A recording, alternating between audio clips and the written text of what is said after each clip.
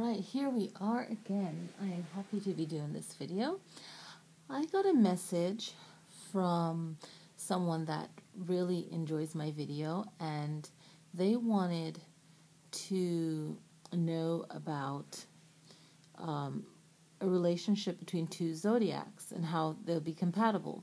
So it would be like a lot of videos for me to go through and pick a love sign for all the zodiacs. So I want to do a general one.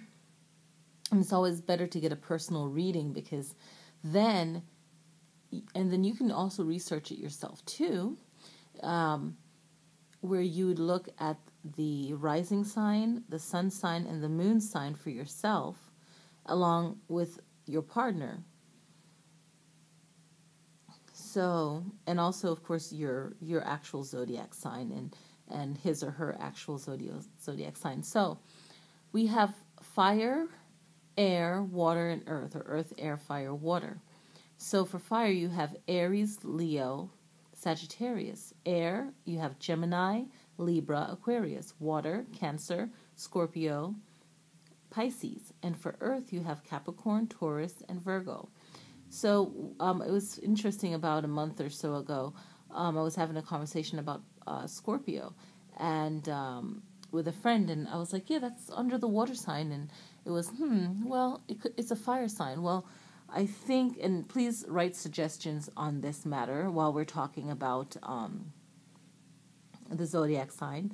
I believe that Scorpio, it is a water sign, but they're a fixed sign, so they have a little bit of fire in them. I just did some search on it, but I'm welcome to anyone out there writing a comment on Scorpio. That would be great, because that is my rising sign. So, well, here we go. So what I've learned and what I've been taught is that the most compatible signs is what we're going to talk about, okay? And wow, the word soulmate is so heavy. People put so much energy into it. But if you find the right person and it works regardless of sign, right? So many different factors go into it. But let's learn about the elements and how they work together. So let's start with air and fire, okay? So air and fire, they're a good team together. Relationship and business, there's going to be certain things like all signs that you have to work through, personalities, everything like that, the way you were raised, all these things, all these different factors play in. But I honestly have a passion for astrology and, of course, now numerology as well. But let's focus on astrology. I really feel that the signs do matter and they do play a role in understanding each other and how we get along, okay? Other factors, like I say, apply. But in any case, air and fire gets along great, and traditionally they'll say earth and water would be the ideal match, okay? And I've seen this with friends and relationships, marriages, so on and so forth, all right? So I can speak from personal experience when it comes to rising signs, okay? So say that you are a fire and air couple. Your main zodiac is fire and air. And say that one of you guys have a rising sign of an earth. It really does play a difference, and it really does play its part, and you have to learn how to speak to each other and how to communicate with each other regardless of zodiacs, if you don't even believe in it. But regardless, you have to learn how to communicate with each other, bottom line.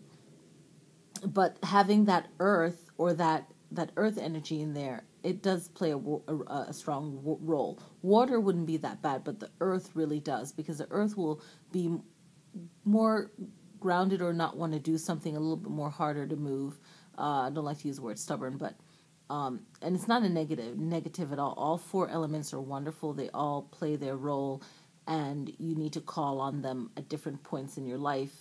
Earth is great for being grounded and focused and getting things done.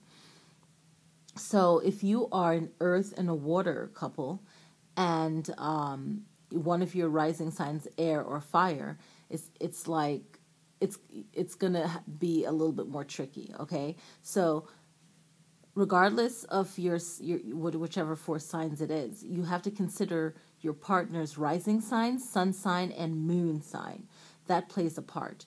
All right. So if you do your charts and you find out for all the planets, if you have like a lot of fire sign, so you're going to learn that, okay, you, on a lot of decision makings and certain things, you might need to focus in on other elements, and they'll offer you a way of making decisions and how to act, and as you do your numerology and follow your astrology, you'll see how you react in different situations and how you can change that in your communication with others, and so on.